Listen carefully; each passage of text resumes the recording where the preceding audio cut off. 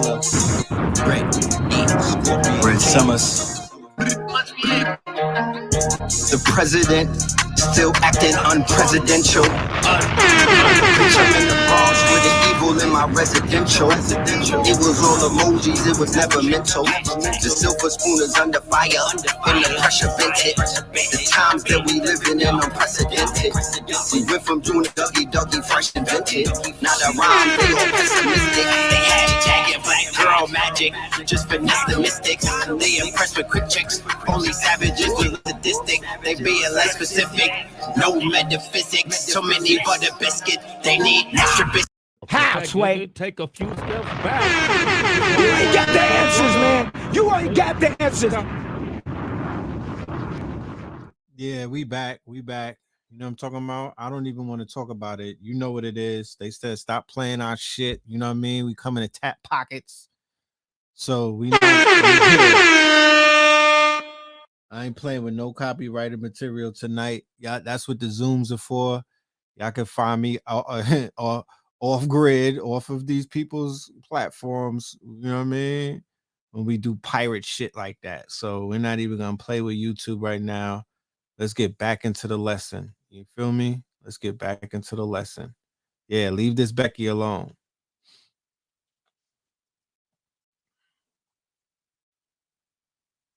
So let's continue the conversation where we left off.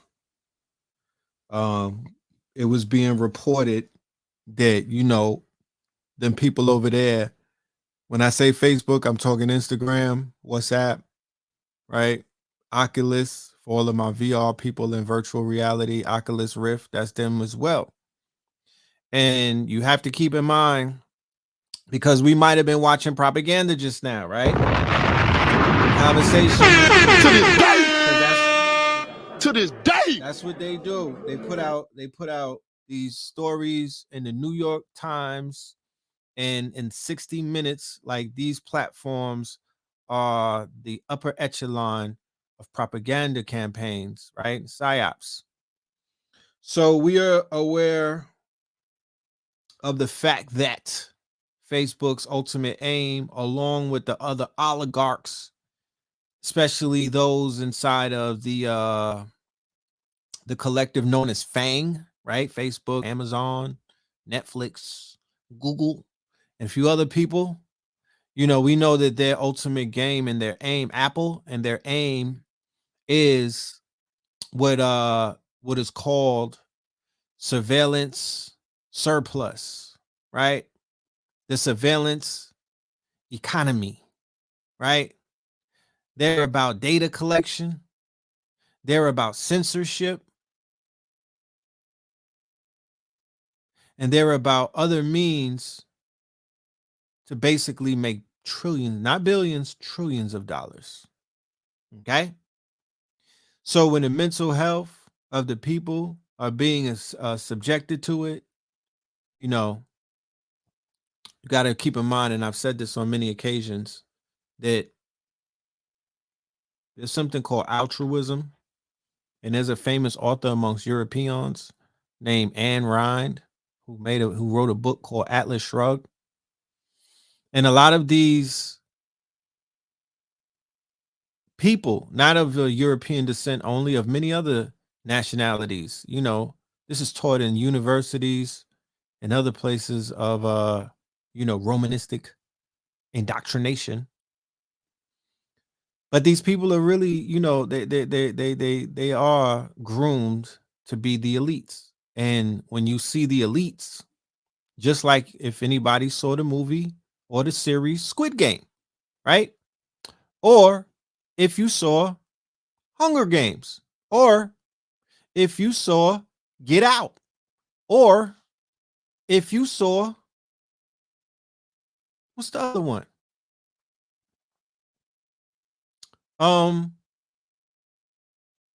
Get Out, Hunger Games, right? All of these movies about the elite, Purge.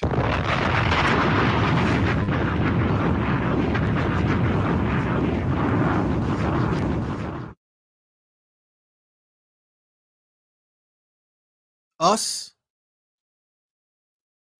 These movies give you a glimpse about the mind state of what we would what we would call, or what we would identify as, the elites. For those of us who identify as early termed conspiracy theorists, that's how most of us started out. The elites had names to them, right? The elites were part of 13 bloodlines. The elites, right, had names like Rothschild and other names to them, right? We were indoctrinated and introduced to the elites as vampiristic, bloodthirsty, you know, murderers and psychopaths and sociopaths. You know what I'm talking about? And then through popular culture, these people become idolized, lionized, right?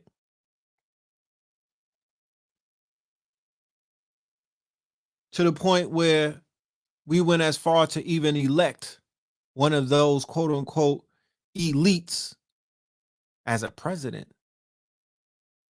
right? So Facebook's algorithm is a sociopath, and Facebook management is too greedy to stop it.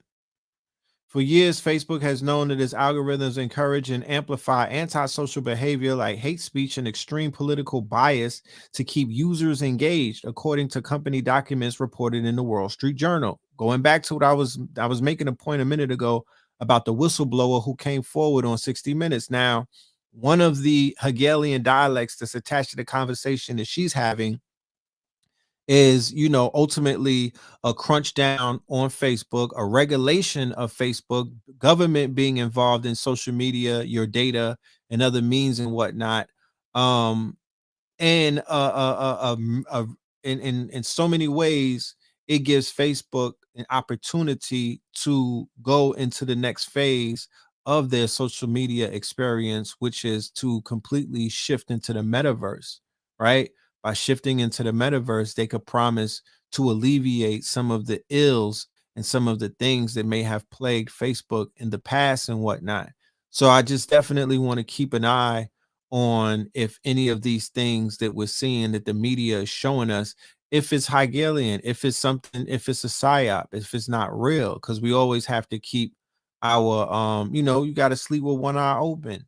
You know what I'm talking about? I don't trust anything that the mainstream media puts out there unless it's vetted and it can be proven, right? But what we do know, because it's almost like as a whistleblower, she's already telling us shit that we do know. It's not like we're not hearing things that we don't know. What she's coming with, though, is receipts. But what we do know is Facebook is outdated. It's an app that, in my humble opinion, I hate people. I hate the messages that I receive on Facebook, because 8 times out of 10, it's some real goofy ass, lower vibration, completely out of the. I don't learn anything on Facebook anymore. You know what I mean? You be having family members inbox you like videos from that you might have saw 10 years ago. You know what I'm saying? Or they're sending you clowns that you be like, you're promoting this. So Facebook by themselves is a very horrible app. Okay.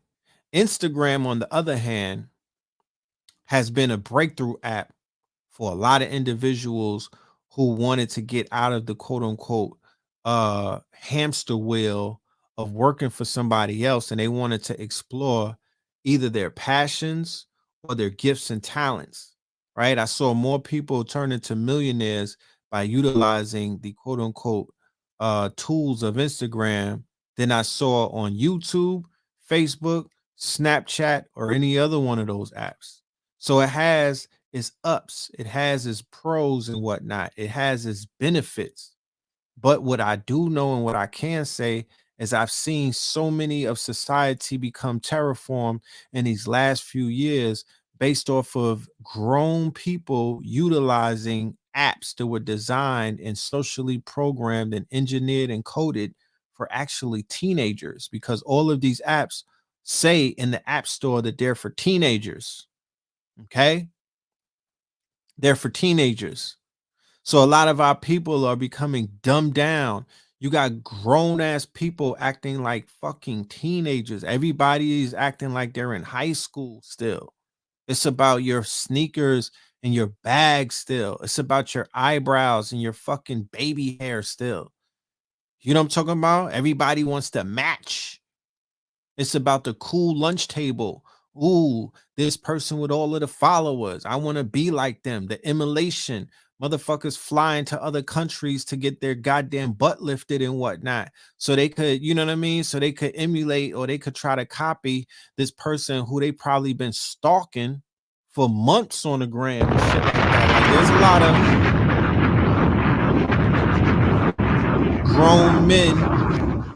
grown men who've been through a lot in life, subjected to, you know, trolls, subjected to admirers, subjected to stalkers and whatnot, following men on YouTube.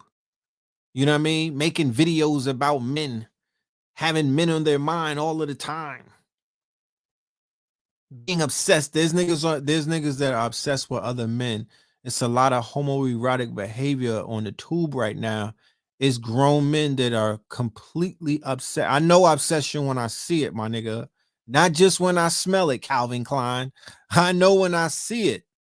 You got grown men completely obsessed with each other on the internet. Mad sus. Don't talk about nothing else but another man. So I've seen people's integrity and character diminish on social media specifically. They don't act like, I mean, the streets is messed up as it is, but the social media is a whole nother animal.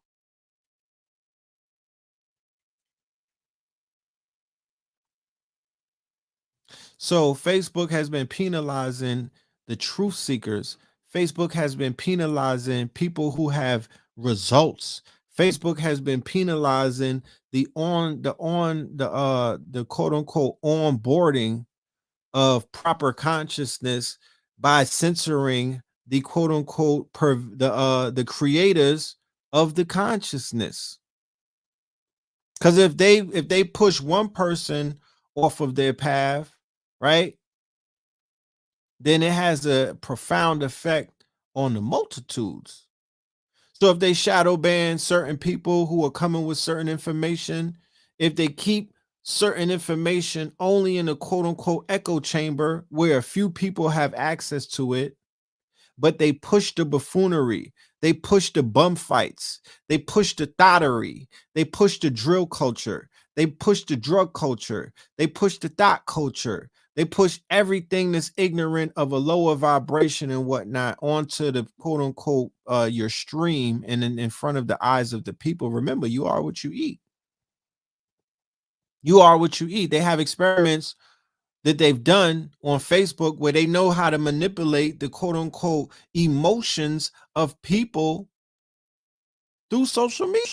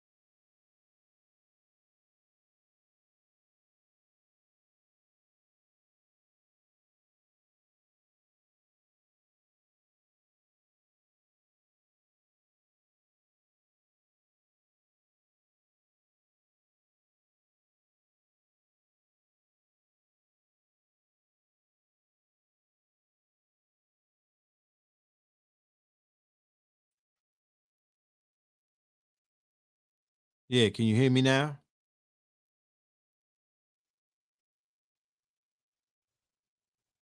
We good?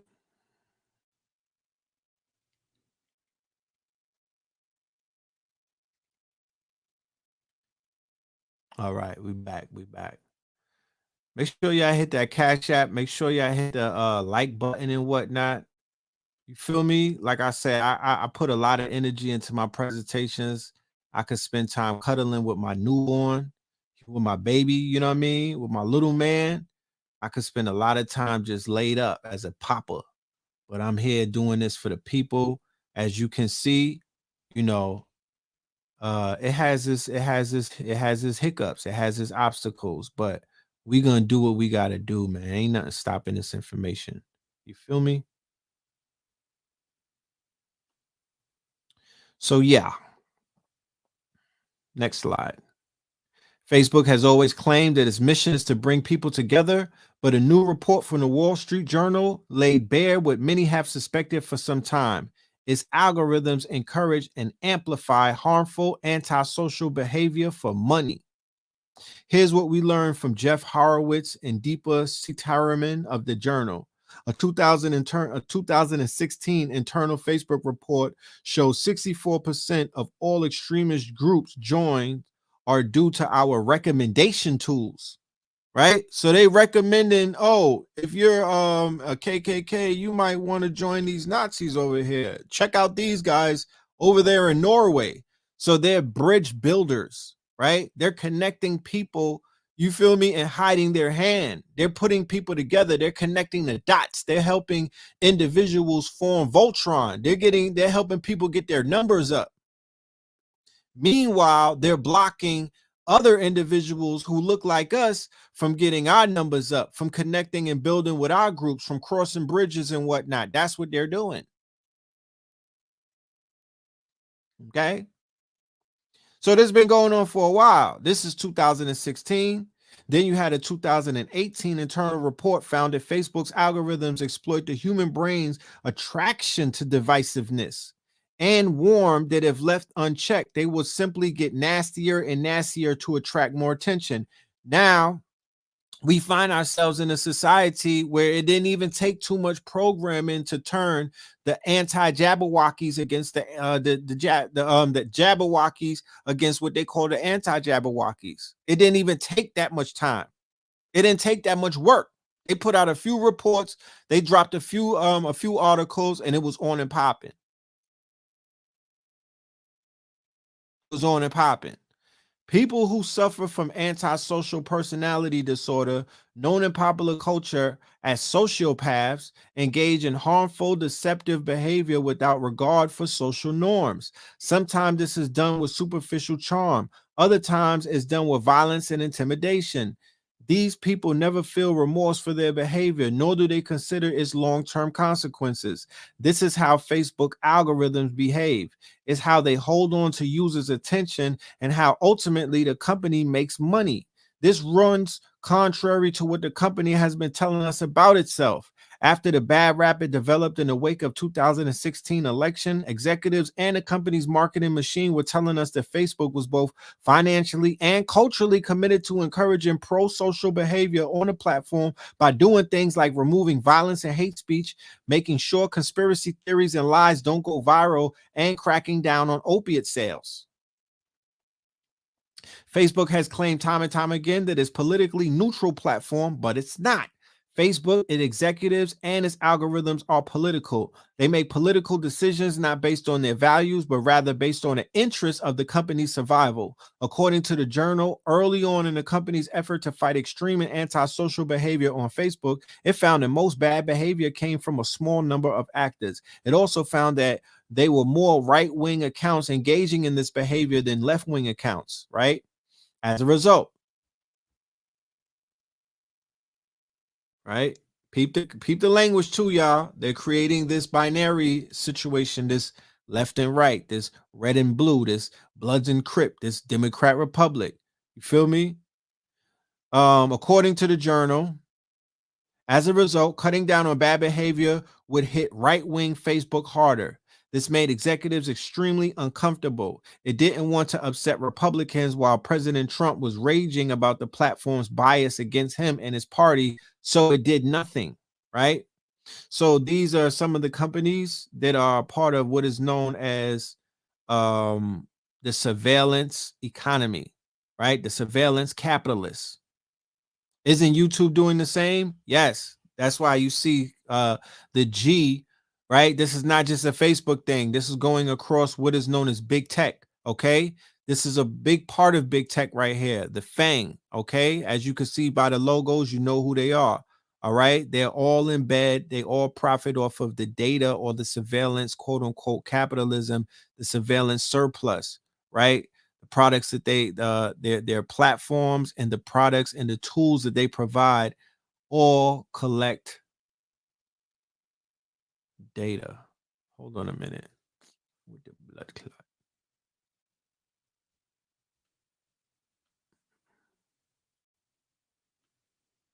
Here we go.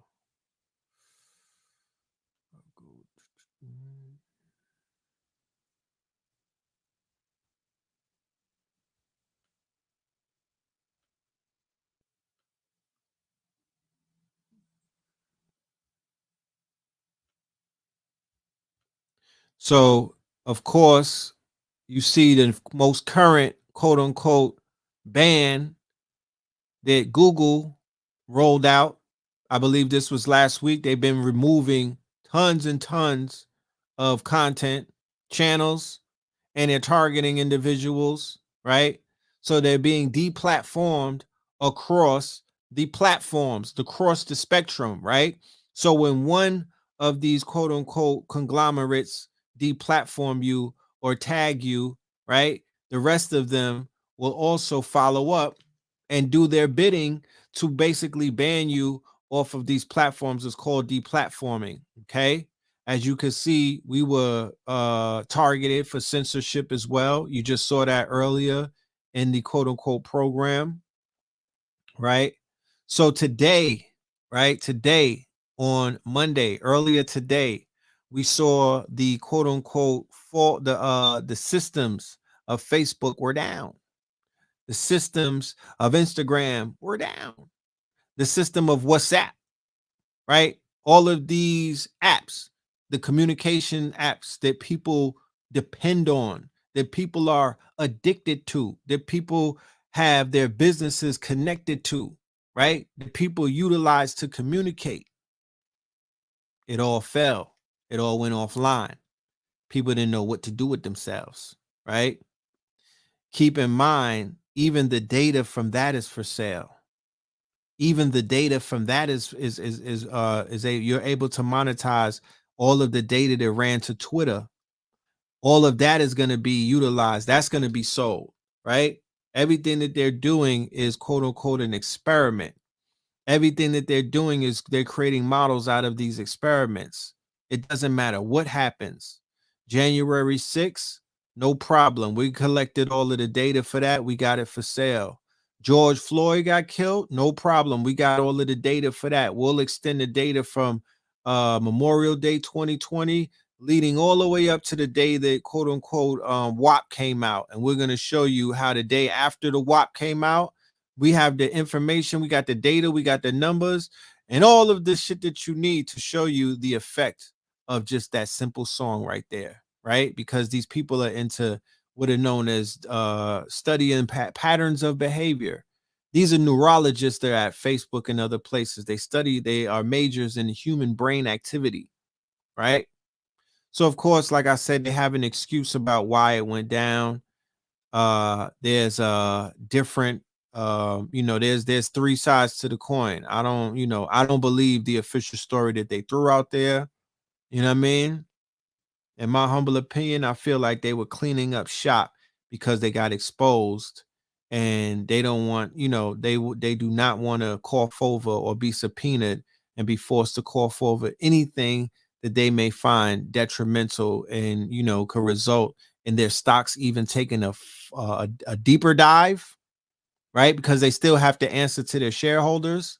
Okay. They still have to answer to Wall Street. there's some people out there who are taking advantage of the fact that Facebook stocks are down and they're going shopping today and whatnot. Okay, because they know that it's going to go back up and whatnot. They're going shopping. Okay.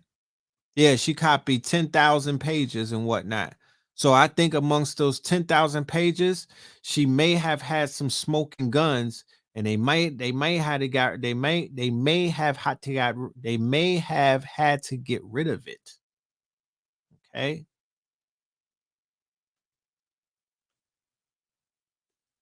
Damn, I wanted to play this video for y'all, but these people is acting crazy, right?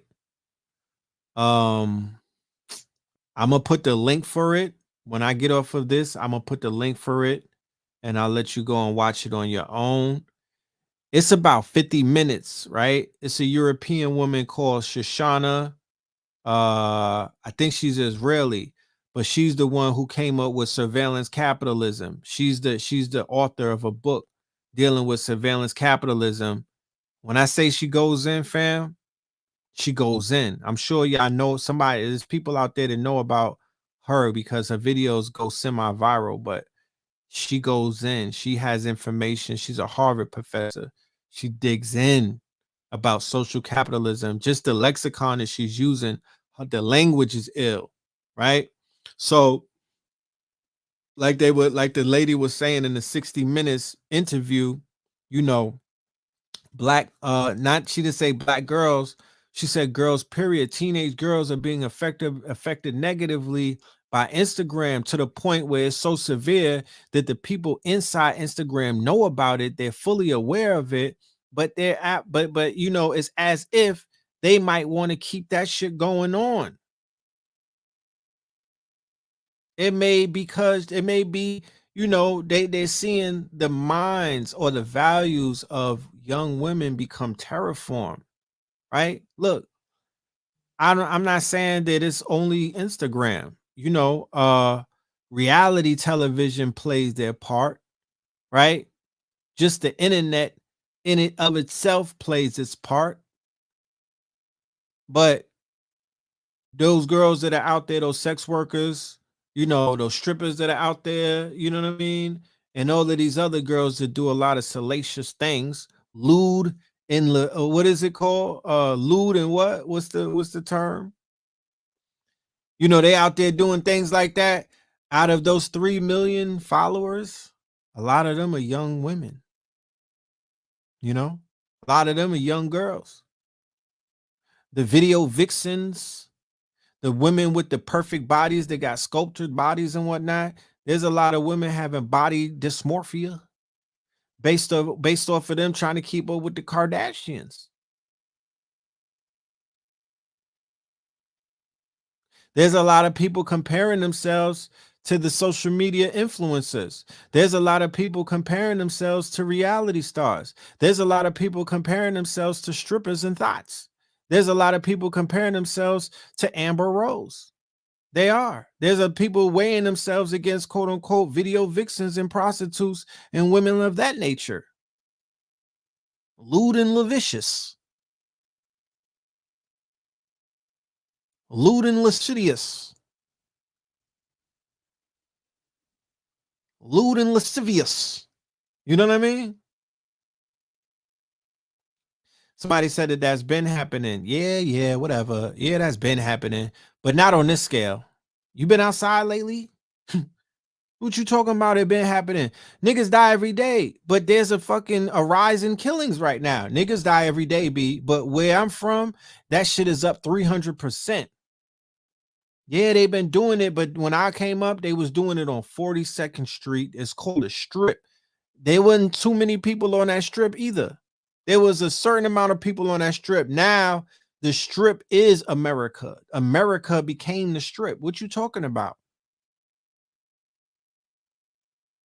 That shit is a career choice now. It wasn't like that before. The same way with people when I was coming up, everybody wasn't a drug dealer. Everybody wasn't selling crack. It was only a hand-picked few. Then all of a sudden, everybody's a crack dealer.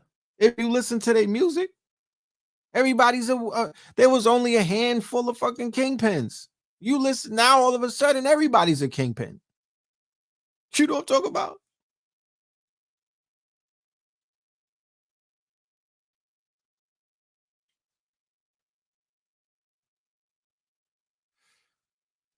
Inside the endless post-police brutality loop, right? At the start of the cycle, a black person is killed. A graphic with 3 steps about what to do following their death goes viral. People anoint a small group of organizations to donate to, and then it's revealed that there was some misinformation in that graphic, or that organization everyone donated to isn't what we demanded that it be. There's a knee-jerk reaction, a light analysis, and then the cycle starts all over as another black person is killed, bro, before we've been able to even analyze these issues with greater depth. There's a knee-jerk reaction, a light analysis, and then the cycle starts all over as another black person is killed before we even been able to analyze these issues in greater depth, collect ourselves, or think through the posting schedule we've brought into.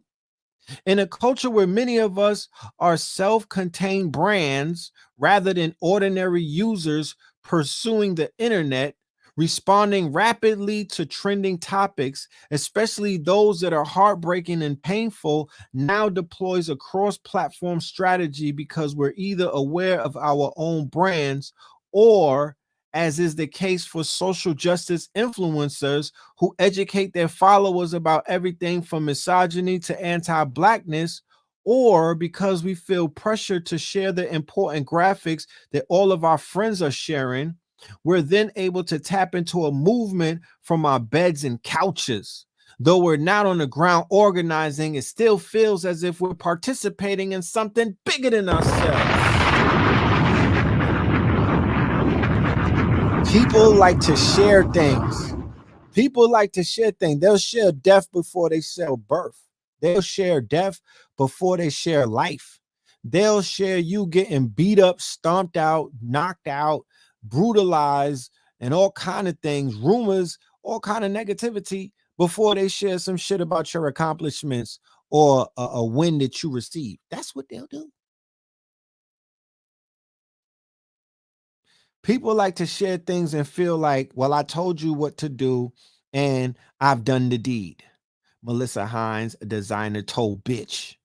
One of the reasons that the graphics look the same is because the way we've approached this sort of advocacy work stayed the same. Even the act of telling someone 3 things they can do is a form of taking action. If a graphic designer makes a post about the death of a black person that I find valuable, I could share it to my Instagram story without offering additional thoughts or context. If somebody tweets a video of a black person being harassed by cops, I can instantly retweet it. If someone posts a list of black authored books to read to teach non-black people to be empathetic to black people, I can order the books. It's such a repetitive cycle that it almost feels like someone is pulling the strings and benefiting from the engagement.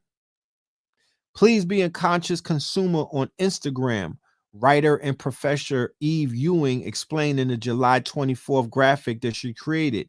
Graphics like this can be a helpful teaching tool, but some of the racial justice explainer posts that go viral grossly oversimplify complex ideas in harmful or misleading ways, or flat out misstate facts, are not attributed to any transparent person, people, or org who can be held accountable for errors, and draw on the works of scholars and activists who go uncredited. Right? Have you seen that? I've definitely seen that taking place.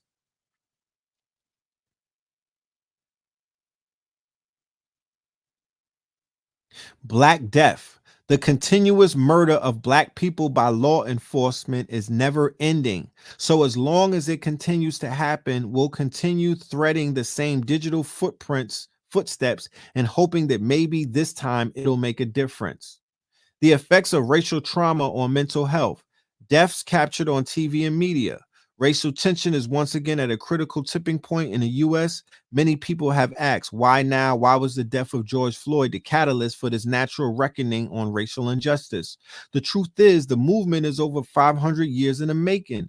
Only now, with the widespread use of videos captured on cell phones and posted on social media, has the awareness of injustices outside of those happening within our own neighborhoods become too prevalent to ignore. While this has allowed for a collective response and an awareness that these are not isolated events, it has served to re-traumatize people who witnessed the deaths of Black people at the hands of the police. This serves as fuel, hypervigilance, and mistrust of a system that vows to protect and serve. What is racial trauma? The number of instances to overt disenfranchisement towards the Black the number of instances of overt disenfranchisement towards the Black community are countless. During slavery, a psychiatric condition was developed to describe slaves who attempted to flee enslavement, which was referred to as drapetomia. Also, during slavery, Black men were considered to only be 3/5 of a man. Between 1932 and 72, the U.S. Public Health Services enrolled Black men into the Tuskegee syphilis experiment, which was disguised as providing treatment for Black men with syphilis. Instead,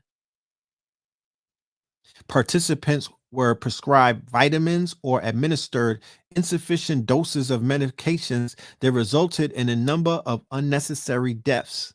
These instances, among many other atrocities, have resulted in significant ongoing trauma to Black people within our country. Despite being currently 5 to 6 generations removed from slavery, the trauma of enslavement was so severe that it implanted a psychological and social shock in the minds of Black people. Current generations still carry the scars mentally and socially. In addition to knowing that there is a history of Black people in America, the systemic racism that has remained in place since the end of slavery has resulted in ongoing racial traumas and injustices to Black people, such as racial profiling, voter suppression, and overrepresentation in the criminal justice system. Enduring constant prejudice, discrimination, and bias takes a toll on one's mental health. Recurring trauma through the media. These psychologically damaging experiences of ongoing systematic racism are further exasperated through the reoccurring videos and images of Black people dying at the hands of police officers, right? Keep in mind, these same videos that Facebook have helped to promote, the same videos that whenever they drop, they are all over your feed. They are inside of your echo chamber. They are conspicuously put there by Facebook. All right. You are continuously inundated with images of Black health that is destroying a lot of people's Black mental state, mental health, putting a lot of Black people, especially Black youth, in a very vengeful mind state, right? And they becoming and that is also invigorating them to become the killers that they're becoming. Okay, because at one point they feel somewhat powerless that they can't strike back at the man or the popo and whatnot. So what do? They begin to turn their weapons on each other, right? What's produced from trauma porn, right? What's produced? Could we argue that thought culture is an offset of trauma porn? Could we argue that drill culture is a direct offset of trauma porn? Huh? Could we make that comparison? Could we draw that line? The number of lives lost just don't include Michael Brown, Freddie Gray, Tamir Rice, Eric Gardner, Ahmaud Arbery, Atiana Jefferson, Breonna Taylor, Elijah McClain, George Floyd. They include so many more. There's literally thousands after those names. Okay? There is a collective experience that is felt. It is every Black person realizing at any point in time the stories that have become all too familiar could be their story. It is realizing that people in the Black community are dying unnecessarily. Unfortunately, Black people have always lived with the fear and worry that at any point in time, either themselves or one of their family members could be the victim of a negative interaction with law enforcement. Recent events that have been highlighted in the news are not just isolated incidents, but rather a reflection of how this country has continued to undervalue the lives of Black people. As the struggle for equality continues, it is critically important for Black people to carefully consider the effect of these repeated images and videos on their mental health. For those who feel repeatedly triggered, it could be helpful to multiply exposure as much as possible by unfollowing accounts that post these videos and images or setting content blocks and limits on your phone. Additionally, reach out to family and friends if you feel overwhelmed and need to talk to somebody who you trust, who understands. And lastly, if your mental health is suffering, it is essential to consider seeking culturally competent mental health care. Now, there's one or two ways that you handle it, right? Either you go and do what that says, or you go and engage in more trauma porn, or you go and engage in more slave porn, or you go and engage with more porn, or you go and engage in more World Star, or you go and engage in more BMF series, or you go and engage in more Godfather Harlem, or you engage in more Squid Games. You could begin to become so desensitized that you like, you know what? I'm gonna just get into more drill music. I'm gonna just get into more trap music. I'm gonna get trapped in the trap music. I'm gonna go in the trap. I'm gonna go on that tour with Boozy and these niggas. You know what I mean? I'm gonna just immerse myself in this frequency and whatnot. I'm gonna immerse myself in this vibration. I'm gonna immerse myself in this lower frequency, and I'm gonna just be, I'm gonna just, ignorance is bliss. I'm gonna swim in this water. Okay, I'm gonna make a movie. I'm gonna body me a nigga.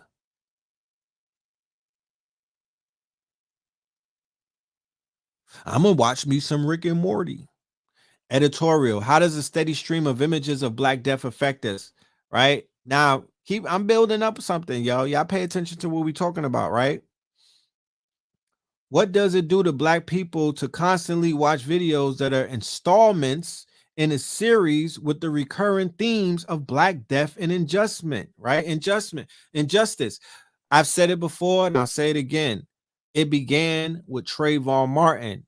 I called it the Trayvon Martin factor, right? I peeped it early. I said, this is a ritual. This is a psyops. This is going to be a loop. It's going to continue.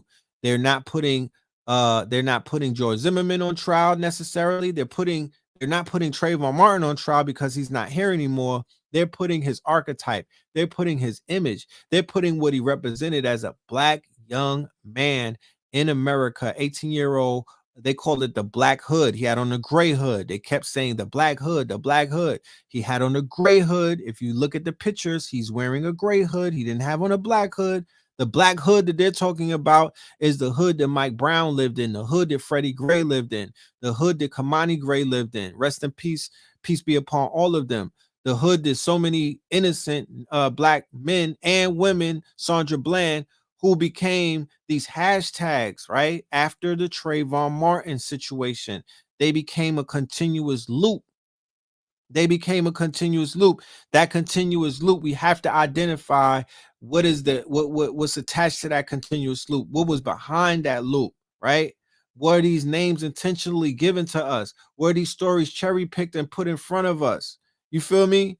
Did they pay quote unquote 24 and 48-hour media blocks for us to be saturated by these particular stories? Because remember, they're killing people every day. Look at the scroll that they have of 222 names of people killed in Minnesota by the Popo, right? This shit is nonstop.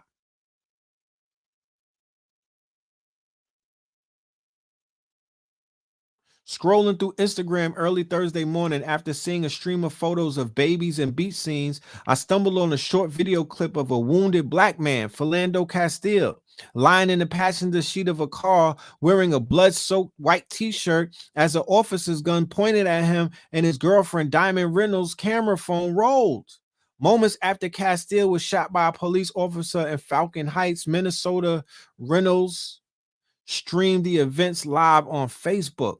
So far, 5.6 million people viewed the video of Castile leaning over moaning before he died. The officer yelling and Reynolds giving a step-by-step commentary as her young daughter sat in the back seat. The video was shared more than 317,000 times. What are you talking about? Remember, the video, the pictures that we saw of the lynchings that were taking place without sanctuary, they made those lynchings postcards. Those postcards were sent all around the world. Thank you, whoever's the people sending the cash apps. I appreciate you. Those postcards were sent all around the world. Those postcards brought other Europeans from Europe into America after they saw black people getting lynched and whatnot, after they saw the lynching photos. Those photos are in European families as quote unquote treasures. They're being traded on a black market as we speak, my niggas. To this day. To this day. They trading couches made with slaves' hair. They're trading lampshades made with slave skin, all that shit. So if 5.6 million people saw a man, right, dying, taking his last breath, something that you are not supposed to see, that is something that is sacred. This has been said that you're not supposed to see a baby unless you are immediate family. You're not supposed to be live streaming your child coming through your yoni birth, and you're not supposed to film someone taking their last breath. You're not supposed to see that. That's something sacred, right? And yeah, faces of death type of shit. But then when we're talking about a lynching, this was a lynching, right? So in this modern day of social media, we, by way of Facebook, right, who, if you put a video that they don't want nobody to see, they have a way of taking those videos down. We all know, because we've had videos that completely have vanished into nothingness. They Thanos snap videos that you'll never be able to see. It doesn't even matter if they go viral. They know how to take shit down. Somehow, some way, these videos never get taken down until they have their effect. After they have their effect and there's a new body and whatnot, they'll scrub the internet of the old bodies so you're not making the correlation. But you're witnessing a lynching, 5.6 million people. Imagine how that would look if you were standing next to a tree while they were barbecuing a black man or woman or child. Imagine what 5 million people standing there breathing, clapping, screaming, crying. Imagine what that will look like and sound like. Well, that's what you have with the case of this man right here, who people are watching die on social media.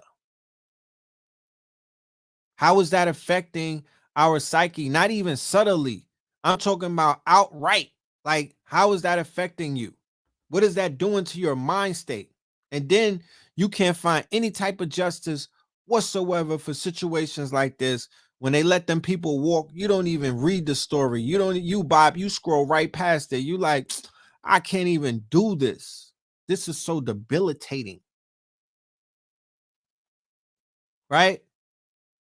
So they've been feeding you all of these images over the years, and then they come with a situation where, your immune system has to be at a certain type of strength in order for you to maintain up in this thing. Anybody with pre-existing conditions as a result of stress, as a result of diabetes, as a result of all kind of ailments and whatnot that you go through because of stress, and because of a failing heart and whatnot, and because you're witnessing all of this trauma, because of PTSD, because of bad eating habits. Bad eating habits is what you watch, is what you listen to, and is what you eat. Talk Black to me. Can I get an amen?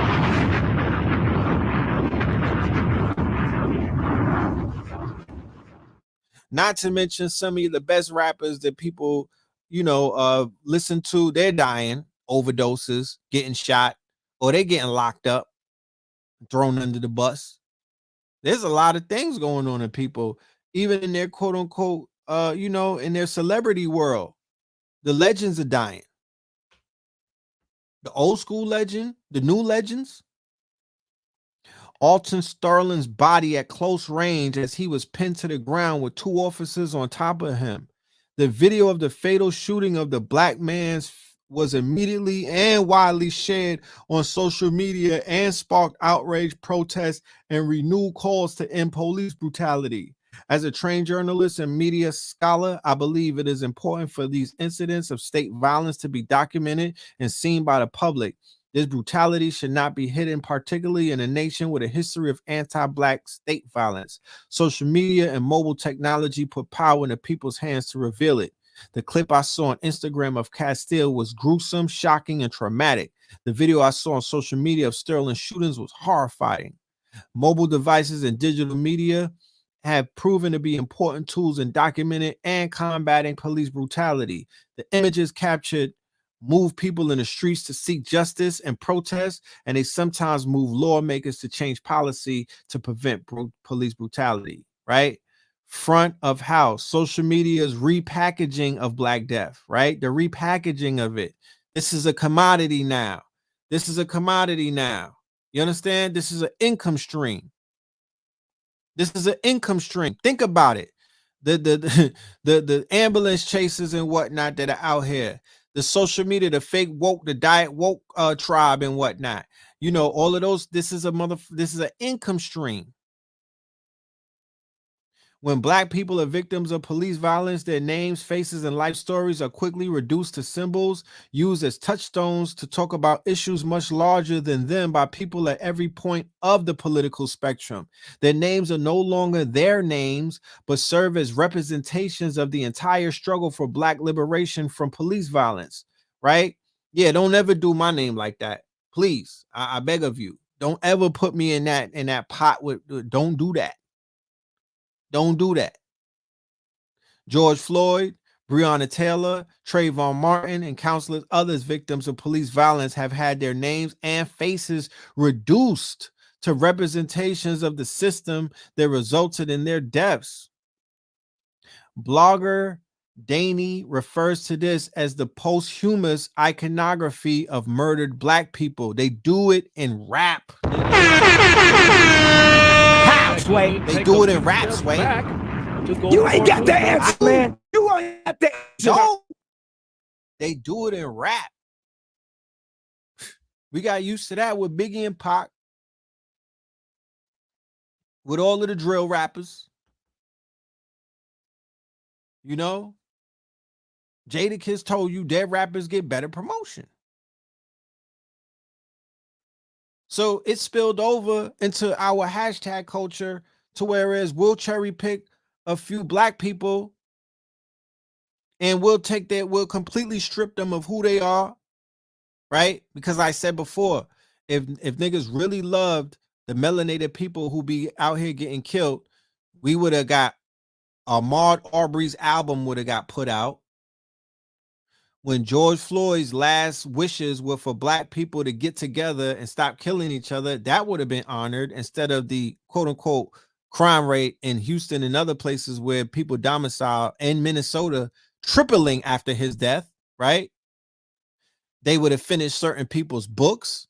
We would have seen more documentaries after these families get these millions of dollars. They would have edified their people. But these names become politicized. They become hashtags. They become politicized. They become talking points. Your whole criminal record is used against you. If you did something in the 80s and whatnot, they'll call you a bullet bag. They'll desecrate you in certain social media circles. It's crazy out here. The necromancy. It's crazy the way that they treat the dead. You got the drill rappers smoking on niggas. But it ain't no different when you get over on the Black Matter side. They smoking on niggas too. Smoking on Top 5. They smoking on the dead Pete. They smoking. Black Lives Matter is smoking on George Floyd. They smoking on him. They got houses in this. Yeah, they smoking that L. What are you talking about?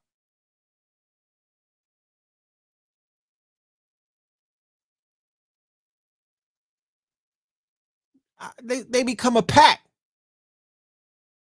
They become a pack. Oh shit, let's get this hashtag. We're gonna run this shit up to 50 million. This is a pack. And they flip the pack multiple times. They flip it with the politicians. They flip it through entertainment. They flip it on the algorithms and get the YouTube checks and whatnot for impressions. They flip it on donations. They flip it on marches. Are you serious? Black cadavers is a bag. Black death is a bag. Black death is a Birkin, my nigga. You serious? That's a come up. They wouldn't even wink at a black man when he was alive. Most of them. They wouldn't even wink at that nigga. But now they capping. Now, we need justice.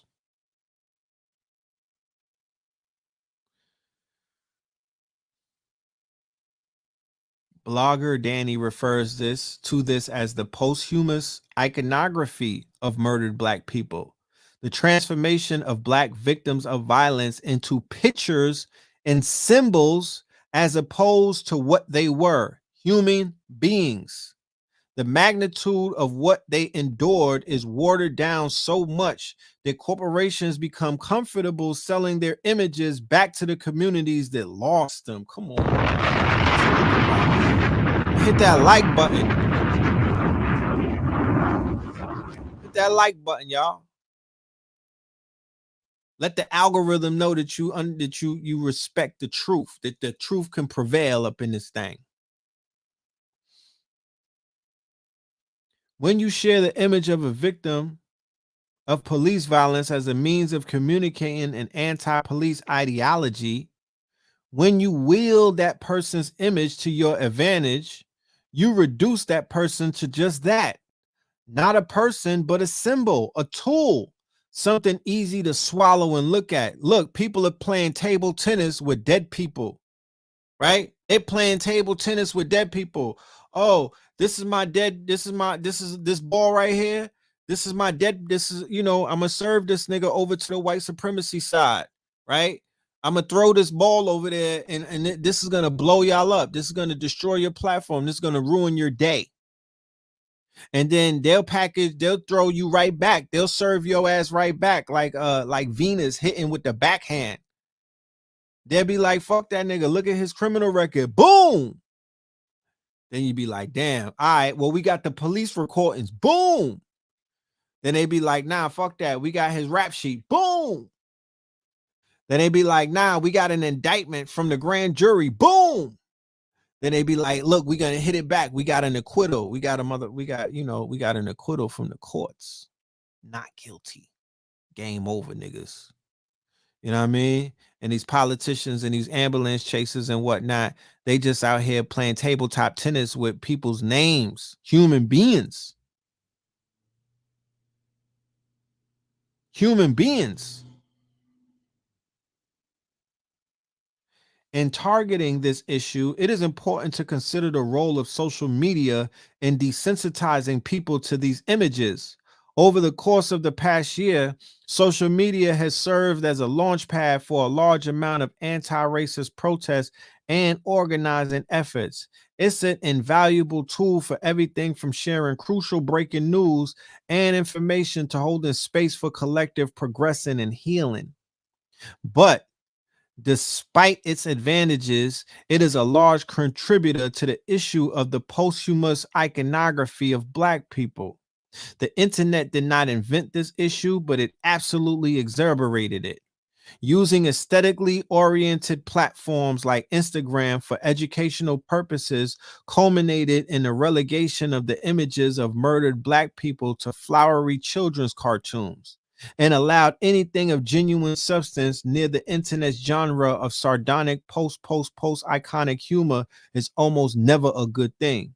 The ease with information could be shared online means that misinformation can spread like wildfire. Come on, talk black to me, man. To this day.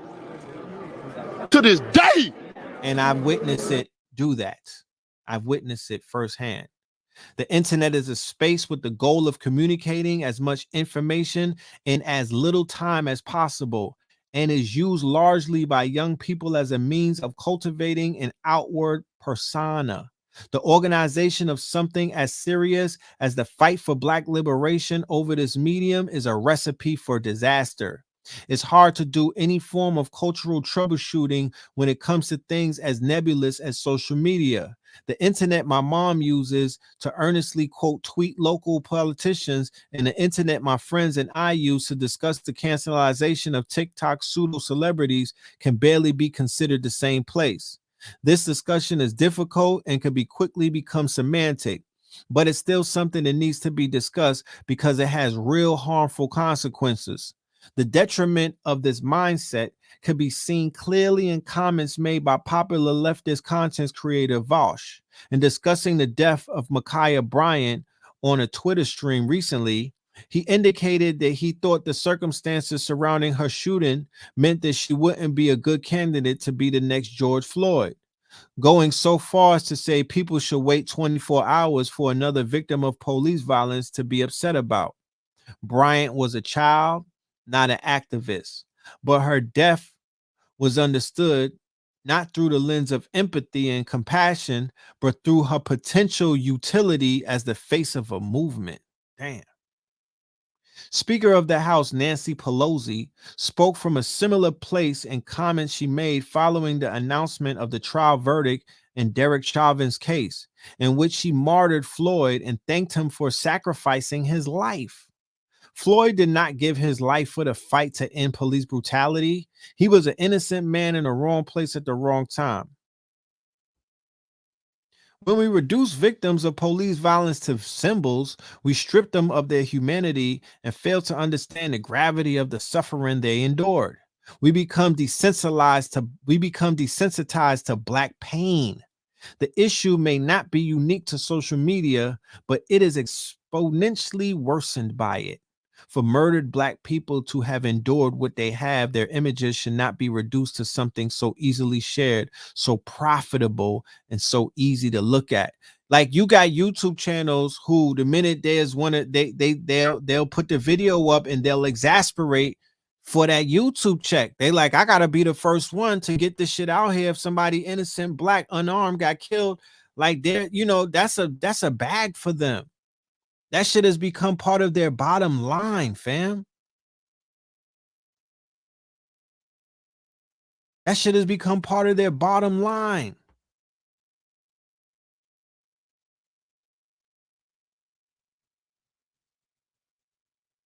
Scott, you're out of here. All right, so George Floyd, right? George Floyd's memorial statue in New York is defaced again, right? It's defaced again. They're treating man like a joke. You know what I'm talking about? They're treating Badman like a joke. You know?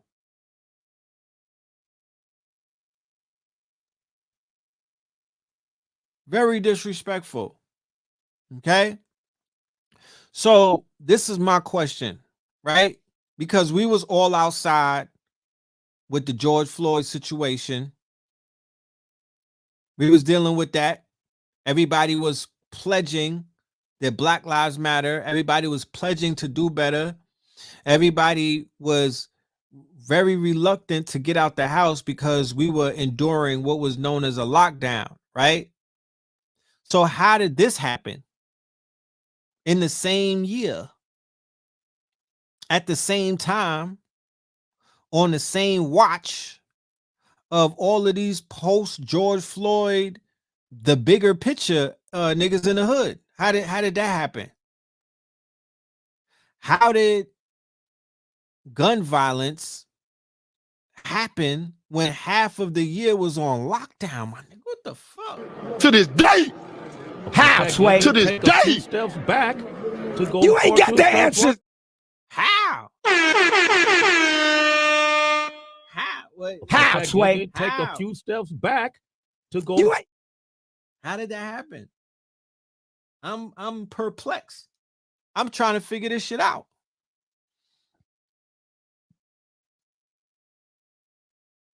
There was more violence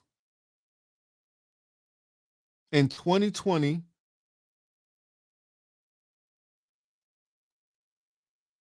and that was the year of the lockdown.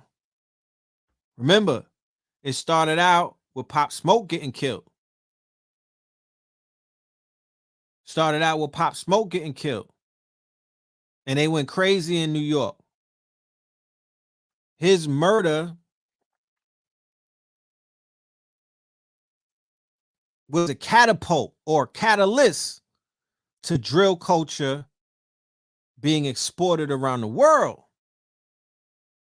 Right? And then later on in 2020 with King Von, right? Getting murdered. How somehow, some way that activated a whole nother wave of killing. And people beginning to adopt the personas, right? And people beginning to adopt the personas, right? The pain of losing these artists and whatnot somehow, some way drove scores of young men into the streets, right? To personify these men. Interesting. So the New York Post just put out this video, right? Or this news, this front page story. And they said 21 kids killed in New York City street violence so far this year. This was on October the 1st, right? Remember, like I said, 21 Savage episode 2 is on the way. We're going to be doing that in the middle of October. This month is officially called Red October. All right. We're going to also be celebrating the Red Summer too. So a lot of this has to do with drill culture.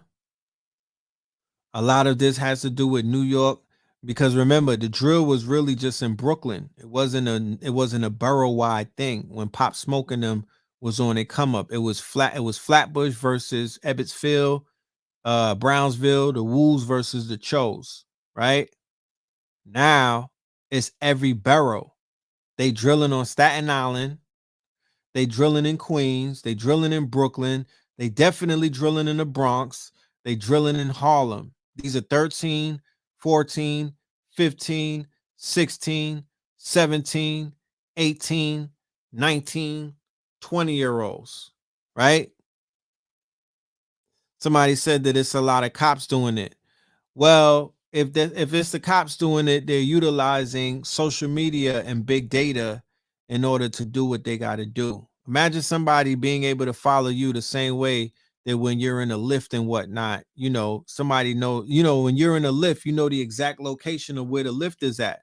Imagine if you had people who was able to follow signals on your phone just like that. Yeah, there's a lot of people that could pull up on you. You know what I'm talking about? Not to mention they put in the iPhone trackers underneath cars. They've been doing that in Atlanta. You know what I mean? The shooter's been told me about that. So, it could be that. But to be honest with you, it ain't a lot of mystery killings going on. You know what I mean? If you really follow the scorecard, niggas take credit for that shit. They out there taking, ain't too many unsolved. People is like, yeah, we know who did that. We know who did that. Yeah, Palantir Technologies. That's who works with, that's who a lot of the law enforcement are able to tap into, Palantir. And there's other quote unquote third party vendors that are selling all kind of technology because of surveillance capitalism. I don't know if y'all understand what this data thing is really about. But yeah, Palantir is one of the top vendors. Okay. So, New York has a lame duck mayor, of course, a very lame duck mayor. The police, the NYPD, basically backed down after the George Floyd thing. They allow a lot of things to happen. I feel like politically, this has a lot to do with the NYPD. Well, I mean, it's deeper than that, but radio is involved. Hot 97, 105. They're involved in pushing gang culture. Somebody needs to do something with them legally because they're exasperating the murders. And then on the left hand, they're helping the murders. They're helping the tension and whatnot. They're feeding the tension. And then on the right hand, they're like, yeah, we got to save the streets. Lisa Evans. And you know what I mean? They're acting like they care. It's called double consciousness, right? But at the end of the day, they're selling our people to these, to the funeral home. The age of attention economy fueled by social media addiction, right? There's an addiction taking place, not just regular engagement. There's an addiction. And the economy that we live in is called the attention economy. So as a result of the attention economy, these companies have become trillion-dollar entities, right? Each one of them in the trillions and whatnot. They're bigger than certain gross domestic products of certain countries, right? And in the attention economy, the product is your attention. Okay. They can monetize that, right? That might even be one of the most valuable assets when you think about it.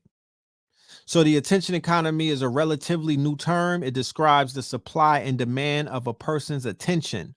Although the abstract concept of attention is not immediately palatable, it is not much different from any other resource in that our personal supply is finite. As a senior fellow at the Institute for Advanced Studies in Culture, Matthew Crawford says, attention is a resource. A person only has so much of it. Attention is part of the human experience, a vehicle that connects us to the outside world. Crawford dives into the phenomenon of attention with a searchlight analogy. The world is filled with stimuli, impressing upon our senses. As a countermeasure, we have a faculty that discriminates against this massive inflow of sensory information, our attention. It essentially pushes back, picking and focusing on one thing out of the sea of information. Our attention is an indiscriminate constant. A searchlight's beam is the same regardless of what it shines upon. It is unchanged by what it illuminates, he writes. That's to say, our attention is an immutable beam of intention, shining all the same on whatever captivates us. But it's only one light. Along with the rise of the digital age, content has become immediately available with this abundance a given. Ultimately, it is our lonely searchlight that limits us from searching for more information. The great bazaar of the attention economy. You're in a bazaar somewhere in Asia. The beggars and the peddlers notice that you're not from here, so you must have money. Scrambling, urbans and merchants vie for your attention. Miss, over here, very good price. You are pushed into bottles of incense, fake designer clothes, and dubious local spices. Although annoyed, you are not uninterested. You have taken to the streets on your own volition.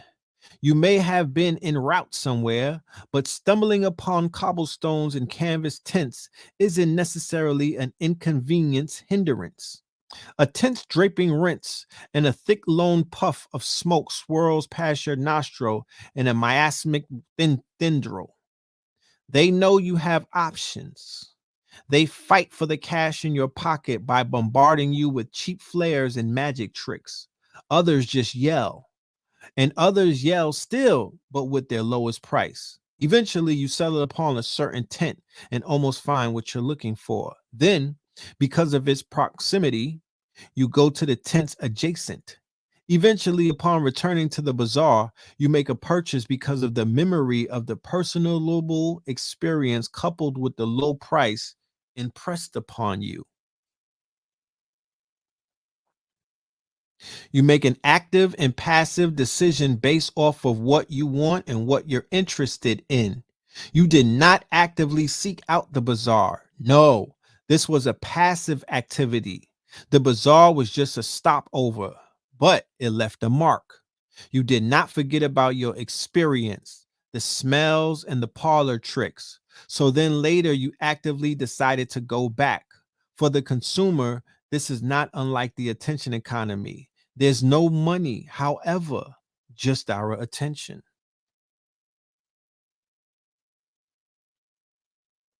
With the rise of convenient and boundless information, we no longer read, we skim, writes Alex Iskold, managing director of Techstars in New York. Almost akin to a bazaar, repellent websites have users making a mad dash to the exit because consumers know what they have a ton of alternatives. Tech companies are desperately trying to find relevant content to put in front of users. When consumers have their interests piqued, they linger and oftentimes return. This increases the chances that a consumer will purchase something. However, paying with your attention is not a direct transaction. Advertisement success metrics are broadly based on how many clicks and eyeballs land on a promotion. Like any healthy economy, growth is stimulated by sales, or more broadly, the results of selling. In the attention economy, the selling can be undertaken in both an oblique and delayed manner. ISCO points out that a news feed and search engines both exchange convenience for attention. Companies then profit from the ads shown to the user. Ethics of the attention economy, the problem of social media addiction. Social media companies commonly design their platforms in a way that renders them addictive. Some governments have declared internet addiction a major public health concern, and the World Health Organization has characterized excessive internet use as a growing problem. Our article shows why scholars, policymakers, and the managers of social media companies should treat social media addiction as a serious moral problem. While the benefits of social media are not negligible, we argue that social media addiction raises unique ethical concerns not raised by other, more familiar addictive products, such as alcohol and cigarettes. In particular, we argue that addicting users to social media is impermissible because it unjustifiably harms users in a way that is both demeaning and objectionably exploitive. Importantly, the attention economy business model of social media companies strongly incentivizes them. With most businesses, the user of the product or service is the source of the revenue. But there is another kind of business, the so-called attention economy business, typically an ad-based business where the user of the product or service is not directly the source of the revenue. Instead, the user's attention is the product, and this product in turn is sold to advertisers or other buyers. Businesses that operate on an ad-based attention economy business model, of course, have long been around, including newspapers, radio, and network television. However, the most valuable and influential form of attention economy businesses are social media companies such as Facebook, Snap, and Twitter. Translation, right? So because these are ad-based companies, right? There's two business models that are at play when you come to these trillion-dollar empires: Google, Twitter, Instagram, Facebook, and things of that nature. It's ad-based. So there's Google AdSense, right? When you get paid, when your YouTube channel is monetized, that's because the ads that are showing on your videos and whatnot, you're being able to get a compensation, a very, very, very, very small compensation at that. But the shit adds up, right? And for somebody who's getting 1 million hits on a video, or somebody who's getting 10 million hits, or somebody's getting 100 million hits, or 100,000, those checks or those videos could begin to add up. Let's say if you do 30 videos a month, right? So your attention, your eyeballs, like Liar Cohen said on the Breakfast Club interview, it's not in the streaming world and whatnot. The old model of the record industry was, we're going to put this record store in this well-to-do neighborhood because we know that the economics in this neighborhood are as such. There's middle-class families and whatnot. These young kids are able to afford $20 albums and CDs and things of that nature. But in this new economy of the digital streaming platforms, you don't need any money. You just need time and attention. They would rather solicit people who are considered to be in poverty because people in poverty got a lot of time, right? You could stay on the app all day. You could listen to YouTube songs all day. You could stream NBA YoungBoy to be the top artist all day because, you know what I mean? You have a lot of time on your hands. So data is the other income stream, is the other source of income that these behemoths are making trillions of dollars on, right? So you have ads, it's ad based, and it's database, right? So these are these are data mining platforms, right? And big data is bigger than big oil right now. Big data is bigger than big oil, okay? And that's not just me saying that. I'm not winging it. Big data has overtaken big oil, big beef, big tobacco. It's the bigger, it's you know, it's bigger than big tech. So it might not be bigger than big tech, but you know what I'm getting at. A significant amount of attention has been devoted to the untoward ways social media has been used, including, for example, to bully, to radicalize individuals sympathetic to terrorist causes, to exert undue influence on geopolitical events, such as the 2016 U.S. elections, to generate mass outrage, to pressure an employer into firing an employee, and to polarize social groups. There are important issues, but they all involve using social media to pursue wrongful ends, right? Damn, this is another clip that I wanted to show you, but they're gonna clip me if I play this. Let's do this. I'm gonna put my Patreon up there, and y'all sign up to the Patreon. You know what I'm talking about? Y'all sign up to the Patreon, and we'll be able to upload videos where we'll be able to play shit like this and it won't get tagged and whatnot. We might have to either go through Zoom. I'm gonna do my research when I get off of this right here, but I'll figure it out and we'll be able to do some things, but we just got to do a little bit of wiggling. We got to wiggle and move. You understand me? So this video, she's talking about surveillance capitalism, right? What mass data does, when they collect mass data, what they're doing is they're creating models, right? These models are patterns of human behavior, right? How long do you stay on the site? What color do you prefer? What days do you go shopping the most? What is your browsing behavior like, right? So what it creates is a behavioral surplus, okay? And what they realized at some point in time, because they were collecting all of this data in these social media platforms, but they were calling it junk data, right? But they realized that inside of these streams of data that they had rich predictive behavior, right? They were able to analyze terabyte. I'm talking about beyond terabytes, you know, fucking terabytes of info, and they were able to begin to see that there was rich streams of data in this otherwise data that they were throwing away or throwing to the side, right? So it was even more data than what they needed to that they were requiring for ad companies to help with their products and whatnot. This was more data than what was required. So they went and took this extra data and they monetized it, and they became a whole industry, a cottage industry off of this extra data, right? So this data was helping them to predict the preferences of specific groups and niches and whatnot. This is where you have the predictive quote unquote programming, and this is where you have predictive economies and whatnot, right? And they auction these predictions to their business partners who use that information to their advantage, right? They were calling the extra data waste exhaust and data exhaust. All right. So one of the examples of Facebook utilizing a whole psyops was the Facebook massive scale contagion experiment. You could research that. All right. The Facebook massive scale contagion experiment.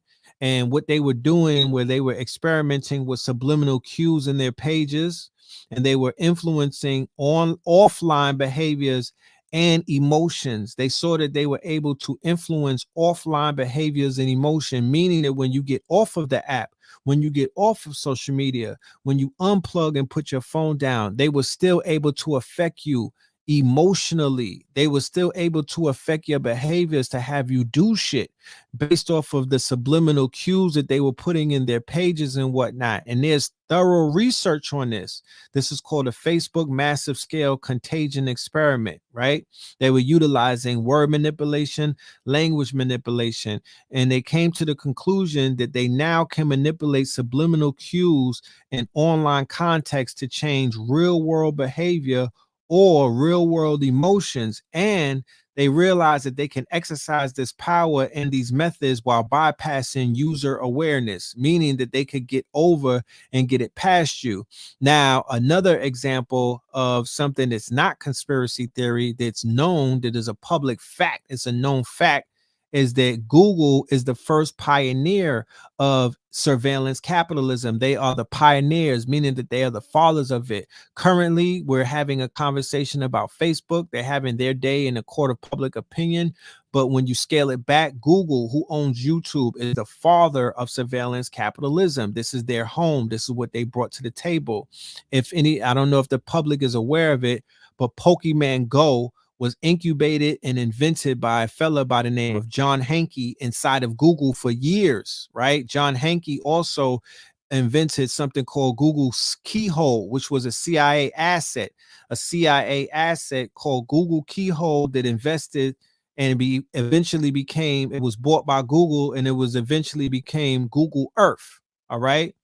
Google Earth was originally Google Keyhole, and that's a CIA product right there. That's something that the CIA developed, right? So Google augmented reality, right, was brought to the market. Google's augmented reality was brought to the market as Pokemon Go, right, by a company that they created out of thin air called Niantic Labs, right? Google is behind Pokemon Go. That is their game. But the thing about Pokemon Go that a lot of people did not know is that there was a game on top of a game. So the game that you're playing, Pokemon, where people were going to Starbucks, to McDonald's, people were chasing Pokemon and going into establishments. What they did not know was Google was working out business deals with other companies through their quote unquote company that they created called Niantic Labs. And what they were doing was they were selling the real world equivalent to what they have pay per click, right? In the cyberspace, on social media and whatnot. In that world, on the online world, the monetization model is called pay per clicks. But in the real world, the equivalent of a click through is called footfall, meaning that they have they've created a way to get you to fail your feet, or to take your feet and to fall it into an establishment, right? So that's what Pokemon Go was able to do. They had people, so McDonald's was paying Google to put their location in Pokemon Go. So then Pokemon Go will put the location of McDonald's as the place for people to go to get a Pokemon. So that's the foot traffic is going into McDonald's. That's called a footfall. That's like a click right there. So now when they're inside of the store, you have a percentage of them that's going to go ahead and buy something from McDonald's or Subways or wherever else they were going with the Pokemon Go. So vendors are buying something called lure models, right? Lure models. So let's just say that I'm selling, I'm somebody that wants to sell weights or something, or gym equipment. The lure model that I will work out is that I say, all right, so if I'm gonna buy a storefront that's a gym, or I'm gonna buy space inside of a gym and whatnot to put my products. So when you come in there with the Pokemon Go game and whatnot, you're going to be I'm going to upsell you this product inside of this quote unquote lore model, right?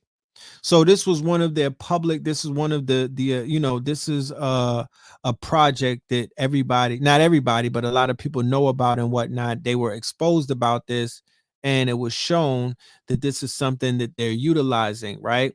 So this is a new economy. It's called economies of action, right? And economies of action, you're getting real-time results. You know what I'm talking about? And you're able to study, you're able to engineer behavior, right? And you're also able to fulfill other commercial ends while you're having a great time. So they're masking it in having a great time. You're doing a scavenger hunt. You're out with your homies. You know what I mean? You're in an augmented reality. You know, you're having a great time. You're not realizing what's really taking place, that there's a game on top of a game. There's a shadow game taking place while you're out here playing what you thought was one game. There's a whole nother game on top of that game. And you are the game. You know what I'm talking about? You become the game. You become the game. Okay. You'll be saturated by convenience. You'll be overly entertained. All right. Spatial reality, virtual reality, augmented reality. Look out for that. That's coming in the near future. They are going to take full advantage of this technology, especially with the Oculus Rift, with the Google glasses, with the halogens, all of these things, spatial technology, virtual reality, augmented reality. That will be rolled out within the next 2 to 3 years. So look out for that, because like I said, they already tried it out with Pokemon Go, and it was a huge success. And they're developing more games to be like that. All right. And you know, shit, it's not a bad thing. It's just tech, you know, it is what it is. Like, as a developer, developers that are out there listening to this, you might want to get ahead of the wave. You might want to get ahead of the curve. You might want to develop something that's going to be beneficial to you. Okay.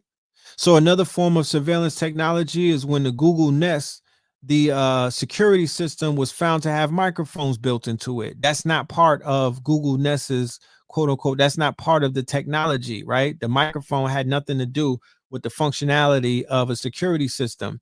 But what were they doing? They were spying on conversations. They were spying over what you were listening to on TV. They were spying over people coming over to your house.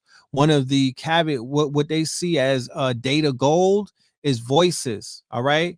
To have your voice in your conversation, that's gold, along with your quote unquote images and your pictures and whatnot.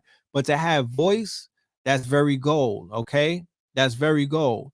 So the privacy policies that nobody reads is where you're giving away your consent to the third parties, and you're giving your data away to the third parties, to whereas you can't take them to court, you can't fight them.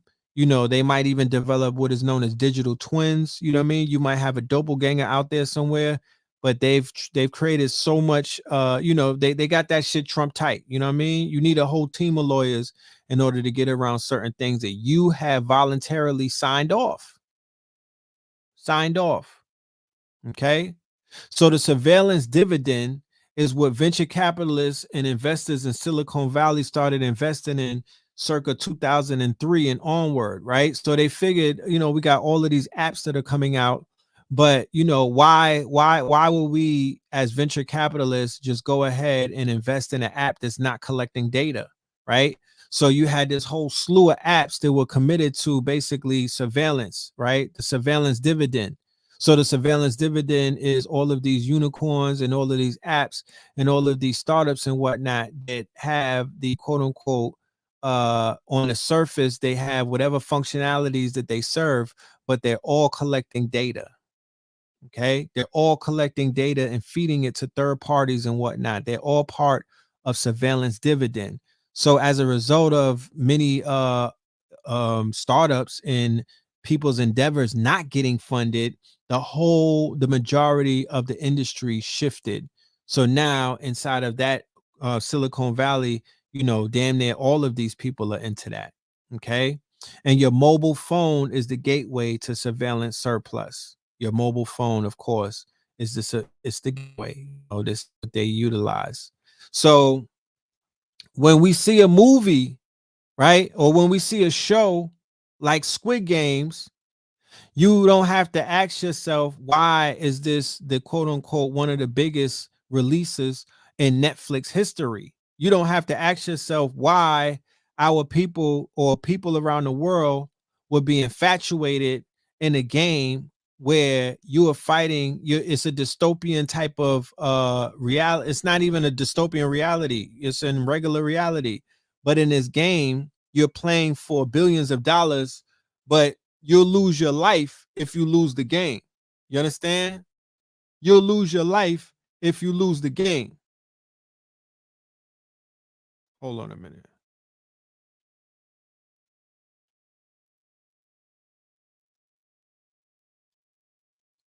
Give me 1 second.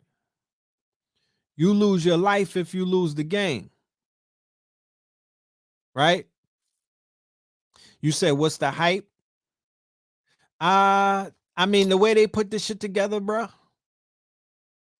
It's a good. They just put it together. They put it to, if I'm good. I'm big on storylines. I'm big on storylines. I'm big on cinematics. It's something that is engaging, right? Especially if you're into shit like this, it's engaging. Okay, that it is, right? But as a people who are desensitized, as a people who are desensitized, movies like this don't really do, it's almost to the point where,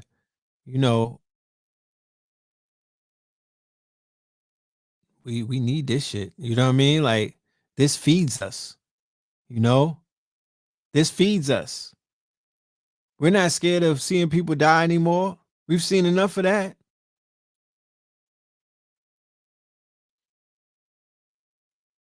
Squid Game, Eyes biggest Netflix series title, shocking the streamer. We didn't see it coming. Netflix chief content officer expressed surprise at Vox Media's Code conference this week when revealing the Korean survival drama Squid Game is becoming such a blockbuster for the streaming giant that it could soon dethrone Bridgerton as the biggest Netflix series of all time. The first season of Shonda Rhimes' Regency romance stands atop Netflix list of most popular series by household, 82 million, and most popular series by hours spent viewing, 625 million. As always, it is important to note that streamer counts 2 minutes of streaming as a view, as reported by Variety. So it's on pace to knock Bridgerton off the quote unquote throne for being the most viewed game on Netflix history.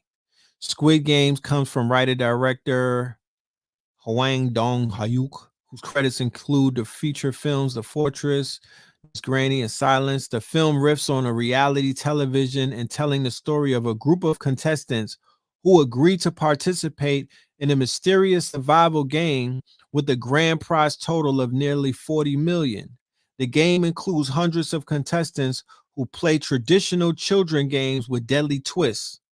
Lee Jong-jae, Park Ha-sol, and Woo Hing-hong star. All 9 episodes of the show's first season are now streaming on globally on Netflix, right?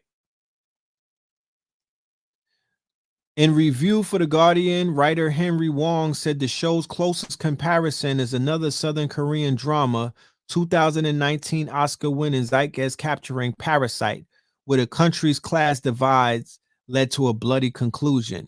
Wong adds, masterful cliffhangers give the series a requisite binge-worthy appeal, and the set pieces are hideously inventive, but the show's eclectic cast, it keeps the viewers watching, right? So I definitely I suggest that, I'm like, yo, if you have the opportunity to watch it, fuck it, watch it. Like, if you're into shit like that, check it out. It ain't like you ain't seen nothing like it before, you know. Um, but it's very interesting. It shows that the elites, right, are basically behind, you know,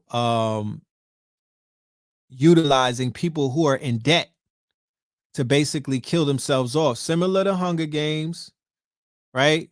Similar to what you saw in Me Too, where those group of Europeans who could be seen as elites or people of a certain type of social class and whatnot, they were utilizing, they were coming together and they were utilizing you know, the less fortunate amongst them, and they were utilizing them as a showpiece, right? In the Django movie with the Mandingo wrestling, while they was sitting down eating Skittles and whatnot, and two slaves were beating themselves to death. That was their amusement. These elites at the record label and whatnot that are watching our children die in the streets and whatnot. Every other day they wake up, one rapper is beheaded, the other one is shot up in his car, another one is carjacked, another one's mama house got shot up, grandmama's house got shot up. You know what I mean? They shot him with his pants around his ankles. You know, that's their enjoyment. That's their amusement. You understand? That's their Squid Game. You know, you got labels signing people up. They got beef with each other, and they just sit back and they watch them on social media. That's their Squid Game. They make bets against them. They take insurance policies out against them. You know what I'm talking about? They have predictive markets and whatnot where they can predict, you know, what city is the next rapper going to die from. You know what I'm talking about? The same way that you have these elites, you have people in the jail system, in the prison complex industry and whatnot. On Rikers Island, they had the inmates fighting and whatnot. You know what I'm saying? They had a fight club. You know, this is what you see. This is the conditioning. This easily could be a movie, or this easily could, you know, this could be a situation of the people without the Jabberwocky versus the people with the Jabberwocky. You know, I still see forms of indoctrination, but the fact that the world, not just America, but the world, you know, they're flocking to stories like this of this type of situation, survival dramas, right? This is not the only one. It don't just stop there. There's a whole bunch of movies like this. There's a whole bunch of movies like this, right?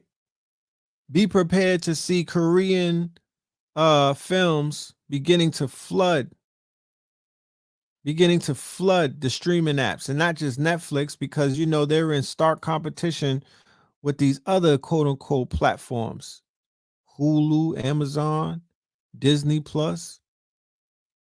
You're going to see an influx of foreign films, especially those coming out of Asia and whatnot, because of their quote unquote filmmaking abilities. So there's a movie called Ari Mine. Just a few months ago, the Japanese series arrived on a streaming site, following 11 high school classmates who wake up in a large dining room and are forced to remain seated at a huge table. Then they began to disappear one by one. The Wilds. The Wilds is the story of several teenage girls isolated on a deserted island after a mysterious plane crash, who are unaware that they're part of something much more sinister than simply being maroon survivors. Panic. After finishing high school, a group of young people in a small Texas town undergo some deadly challenges to get $50,000 that will allow them to leave the place and prosper far away. Black Mirror, of course, we're familiar with that. 3%. Where issues such as power, class, or origin intersect, a group of 20-year-olds have one opportunity to compete: the process, which marks the difference between poverty or survival, right? So it's no coincidence that, you know, the economy is on the brinks, society is wild shaky. There's a lot of shit going on these days. You dig what I'm saying? And coincidentally, they have all of these shows on these streaming platforms that are somewhat indoctrinating and desensitizing people. You know, of course, a lot of us are more familiar with the Purge series, where they give their society 24 hours to kill at will, right? To purge, to get shit off of their chests, to handle their quote unquote beefs and whatnot. You know what I mean? To go drill a few times, to spin the block. You feel me? The Walking Dead. Yeah, of course. The Walking Dead, of that would be the progenitor of that. The Purge has created a clear brand of utter terror and a successful saga that has even reached television. Composed of 2 seasons, the series returns us to the universe of The Purge around a handful of characters under constant threat. So, with the society being under this fear paradigm, right? Living uneasy, there's a war going on outside. You know what I mean? There's an invisible enemy. There's always the constant threat, right? There's always this constant threat. And then on top of that,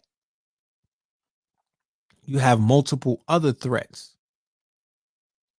So I would highly, it would be no surprise that, you know, movies and shows and things of that nature would definitely be uh highly streamed, sought after. Let me play this clip. This is from our lecture that we just did, our workshop entitled Thrive and Strive, fourth quarter, the Mansa Freedom Plan. This is just a small clip. I'm going to play this. This is about, I'm gonna play about 5 minutes of it, then I'm gonna clip it. But this is definitely for your viewing pleasure. If anybody wants to tap in, I'll leave the email and the Cash App that you could do that on. Let's play it and see if you can hear it. Give me 1 second.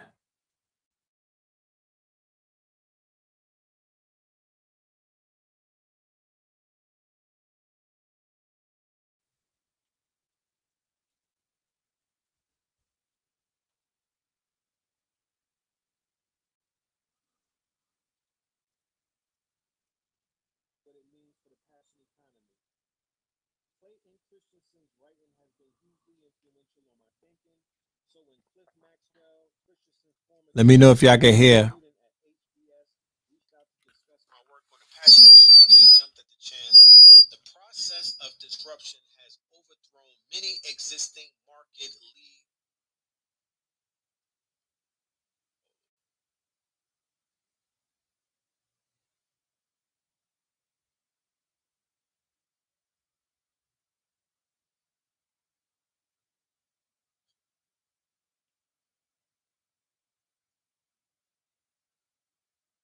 The process of disruption has overthrown many existing market leaders and upturned established industries. No sound? Okay.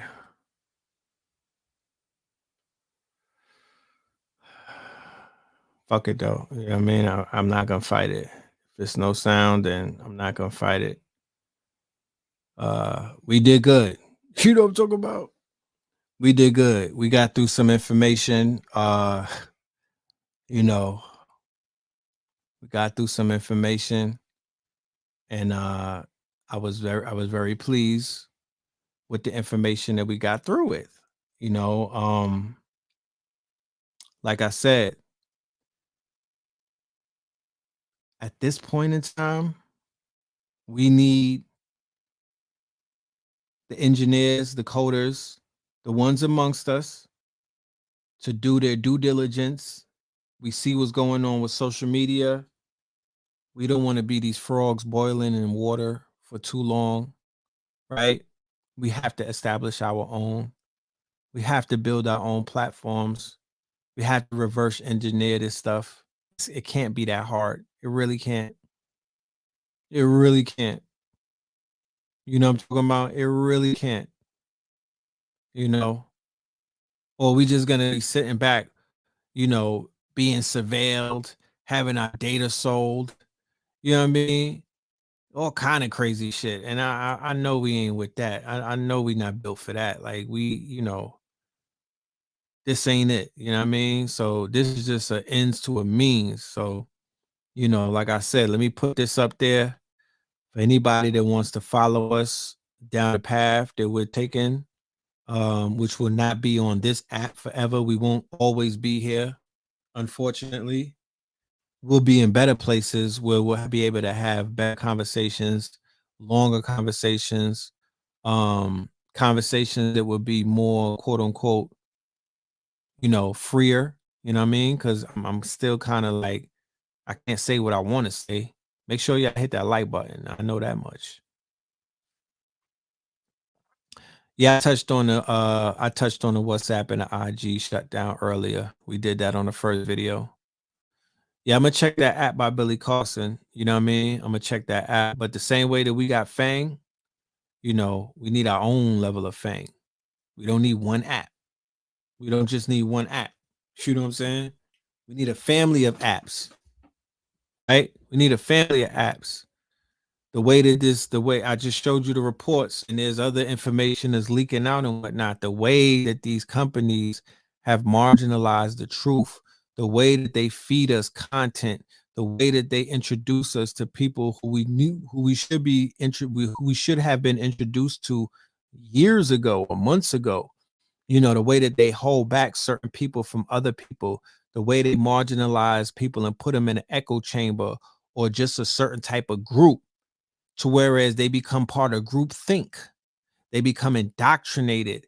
They think that they live in a bubble and whatnot. You feel what I'm saying? And sometimes these bubbles are they're not they're not the best type of bubbles for them. These bubbles don't allow you to grow. These echo chambers don't challenge you. So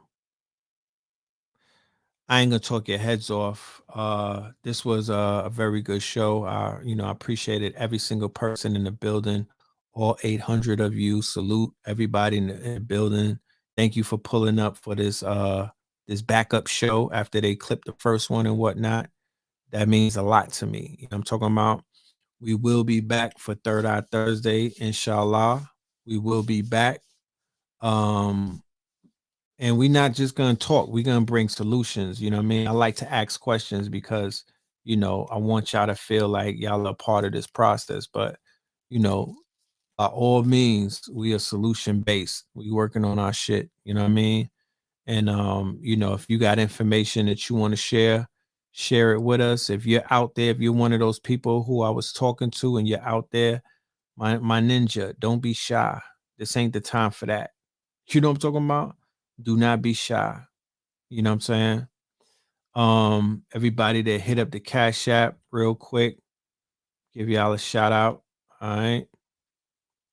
Shout out to Camille, shout out to Karain, shout out to GOR, shout out to Cedric. You feel me? Yeah, ain't too much more than that. You feel me? But I appreciate y'all. Thank you. Salute to y'all.